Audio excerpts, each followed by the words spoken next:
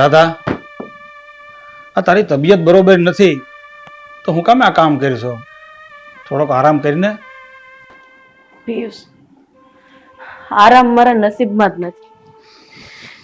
જ્યારે આરામ કરવાના દિવસો આવ્યા ને ત્યારે વેળાએ સાથ છોડી દીધો, અને આ માથે વેળા આવી ત્યાં દીકરાએ સાથ છોડી દીધો. રાધા, આ વારે વારે એકની એક વાત કરીને તો શું કામ દુખી થાશો? આપણો દેવાંગ પાછો નહીં આવે. તમારો દેવાંગ પાછો આવશે અંકલ.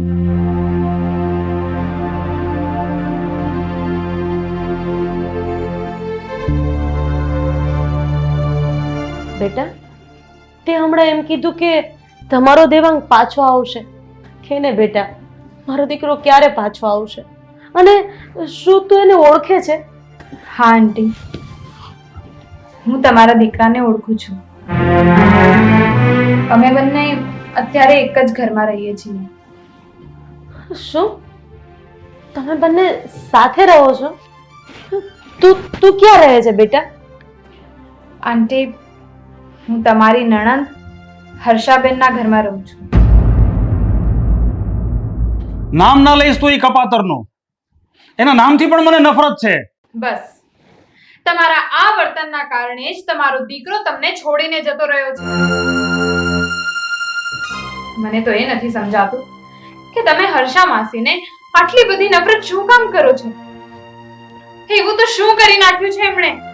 આ હર્ષા જ્યારે કોલેજ કરતી હતી ને ત્યારે એ જ કોલેજમાં એક છોકરાની સાથે પ્રેમમાં પડી ગઈ. અને આ વાતને લઈને અમારા સગા સંબંધીમાં ને સમાજમાં અમારી ખૂબ જ બદનામી થઈ. અને મારા પપ્પાને આ વાતની જાણ થતા જ એને આઘાત લાગ્યો અને એનું મૃત્યુ થઈ ગયું. બસ એ જ દિવસથી મને હર્ષા સાથે ખૂબ જ નફરત થઈ ગઈ અને મેં એને ઘરની બહાર કાઢી મૂકી. અંકલ, એમનાથી ભૂલ થઈ ગઈ હતી, પણ એ કોઈ છોકરા સાથે ભાગી તો નહોતા ગયા ને? અને આ ઘટનાના કારણે તમારા પપ્પાનું મૃત્યુ થઈ ગયું હતું, એ તો એક સંજોગ કહેવાય. આ કોઈ સંજોગ નથી. એના કારણે જ મારા પપ્પાનું મૃત્યુ થયું છે. પણ અંકલ, બસ, મેં તને કીધું ને, મારે અભાગણી વિશે કોઈ વાત નથી કરવી. હું આજે પણ એનું નામ સાંભળું તો મારા રૂવાડે આગ લાગે છે. પિયુષ, આ દીકરીની વાત સાચી છે. આપણો એકનો એક દીકરો હોવા છતાં આજે એ આપણાથી વિરુદ્ધ છે. અને આ દીકરી પારકી હોવા છતાં આપણી વિશે આટલું વિચારે છે. તો હું તો એમ કહું છું કે તમે હર્ષાબેન વિશે થોડું વિચારો. રાધા, મને હર્ષા ઉપર ગુસ્સો તો હતો જ, પણ હવે તો એનું નામ સાંભળું તો મને ઝેર વરહે છે. મને ખાતરી છે કે હર્ષાએ જ આપણા દીકરાને આપણી વિરુદ્ધ ભડકાવ્યો છે. આ કહેવાય છે કે જેને કોઈ ન પોગે એને એનું પેટ પોગે. ના અંકલ, તમે આવું ના બોલો. હર્ષા માસીએ દેવાંગને નથી ભડકાવ્યો. તમારે તો એમની લાગણીની કદર કરવી જોઈએ. કદર કરું? જે દીકરો પોતાના મા બાપની ભાવનાઓને ઠોકર મારીને નીકળી ગયો હોય એની હું કદર કરું? જા એને સમજાવી દેજે કે આમ ઘર બાળીને તીર્થ ન કરાય. જો બેટા, અમે પહેલેથી જ દુઃખી છીએ, અને આ વાત કરીને હું મારા પતિને વધારે દુઃખી કરવા નથી માંગતી. બેટા, હવે તું જઈ શકે છે.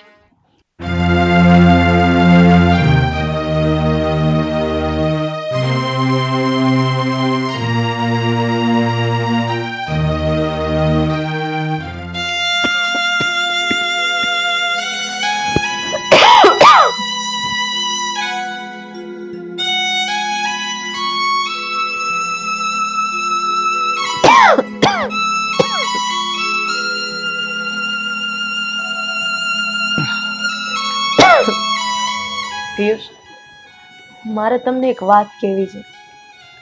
હા બોલ ને, શું કેવું છે તારે? પિયુષ, તમે હર્ષાબેનને માફ કરી દી. રીતિકા સાચું જ કહેતી હતી.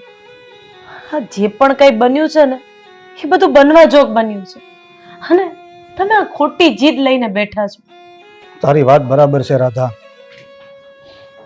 આ રીતિકાના ગયા પછી મેં વિચાર કર્યો ને મને પણ મારી ભૂલ સમજાય છે.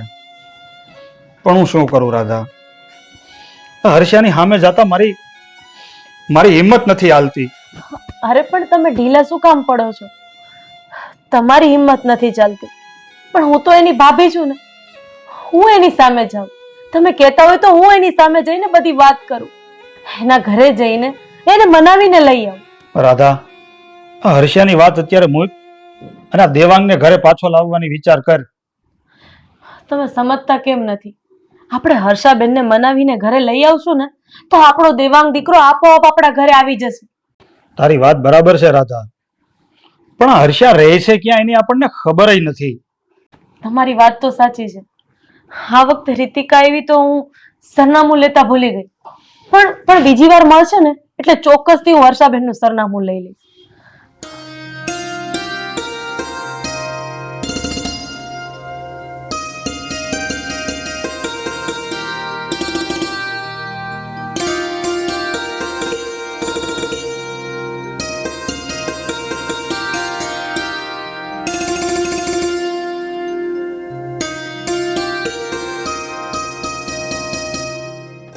તમે અહીંયા? હા બેટા, હું અહીંયા. હું તને અને હર્ષાબેનને આપણા ઘરે લઈ જવા માટે આવી છું. ભાભી, તમે દેવાંગને ઘરે લઈ જાઓ, હું નહીં આવું. કારણ કે મારા ભાઈ મને ઘરમાં પગ નહીં મૂકવા દે. અરે ના હર્ષાબેન, તમે આવું ન બોલો. તમારા ભાઈ આ વાત માટે માની ગયા છે અને એને આ વાતનો પસ્તાવો પણ છે. નહીં ભાભી, મારા પગ હવે ઘરમાં આવતા નહીં ઉપડે. તમે દેવાંગને લઈ જાઓ. અરે હર્ષાબેન, તમે સમજતા કેમ નથી? તમારા ભાઈએ જ મને કીધું છે કે તું હર્ષાને સાથે લેતી આવજે. પણ ભાભી, અહીંયા હું ને રીતિકા સાથે રહીએ છીએ, અમે ખુશ છીએ. જો હું ત્યાં આવતી રહીશ તો રીતિકાનું શું થશે? હર્ષાબેન, રીતિકાને હું એકલી નહીં પડવા દઉં. એને પણ હું મારી સાથે મારા ઘરે લઈ જઈશ, અને એ પણ મારા ઘરની વહુ બનાવી. બેટા, તને આ વાત મંજૂર તો છે ને? ભાભી, તમે તો આવ્યા, પણ હારે જો મારા ભાઈ આવ્યા હોત ને તો મને ડબલ ખુશી થાત. હા, આવી ગયો તારો ભાઈ. બેન,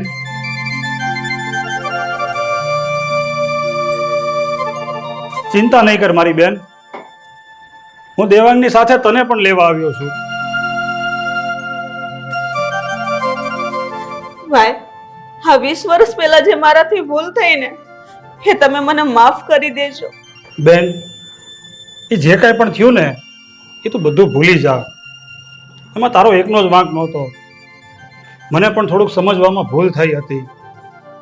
સોરી પપ્પા.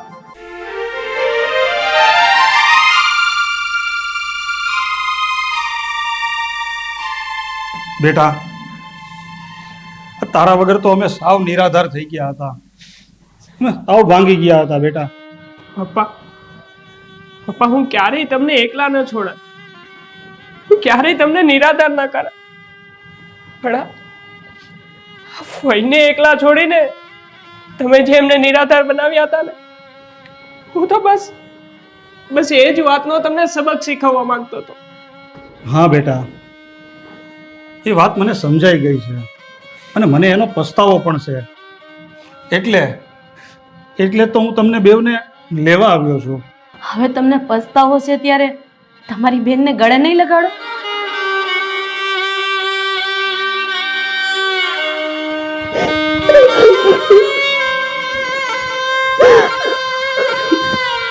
ચાલી રહી જા બેન.